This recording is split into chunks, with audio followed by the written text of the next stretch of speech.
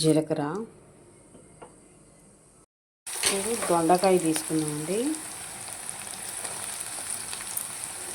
ఒక 1/2 కిలో దొండకాయ తీసుకున్నాను నేనైతే.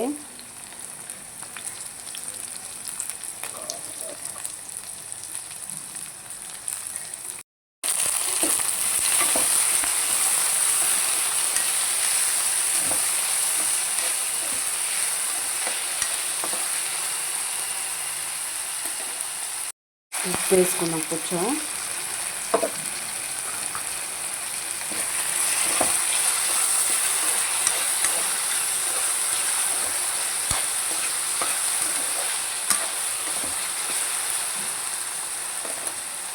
ఇప్పుడు దొండకాయ మంచిగా కొంచెం మగ్గిందండి.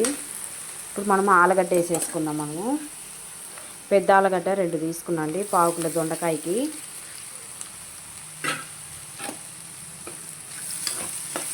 ఇట్లా చేస్తే మనకి పిల్లలు కూడా ఇష్టంగా తింటారండి.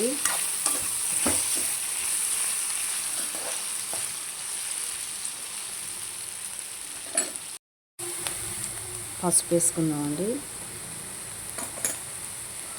కారం కొంచెం వేసుకుందాం సరిపోము. ఉప్పు ఇందాక కొంచెం వేసాము, ఇప్పుడు కొంచెం వేసుకుందాం.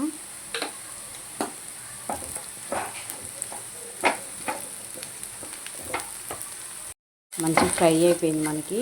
ఇప్పుడు కొంచెం మసాలా వేసుకుందామండి, గింతె టేస్ట్ కోసం. మన గరం మసాలా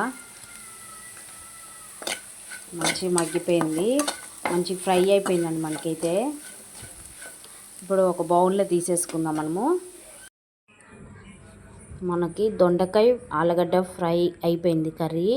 మనకి రసానికి అయితే చాలా బాగుంటుంది, రైస్కి వేడి వేడి రైస్కి అయితే చాలా బాగుంటుంది. మనకి పిల్లలు అయితే ఇష్టంగా తింటారండి. పిల్లలు దొండకాయ చాలా వరకు తినరండి. దొండకాయ తింటే చాలా మంచిది హెల్త్కి. మనకి దొండకాయ ఆలుగడ్డ వేసి వండండి, చాలా మంచిది. పిల్లలు కూడా ఇష్టంగా తింటారు. మనకి కర్రీ కారం తక్కువ వేసుకొని చేయండి, చాలా బాగుంటుంది. పిల్లలు అయితే ఇష్టంగా తింటారండి. లైక్ చేయండి, సబ్స్క్రైబ్ చేసుకోండి, కామెంట్ చేయండి.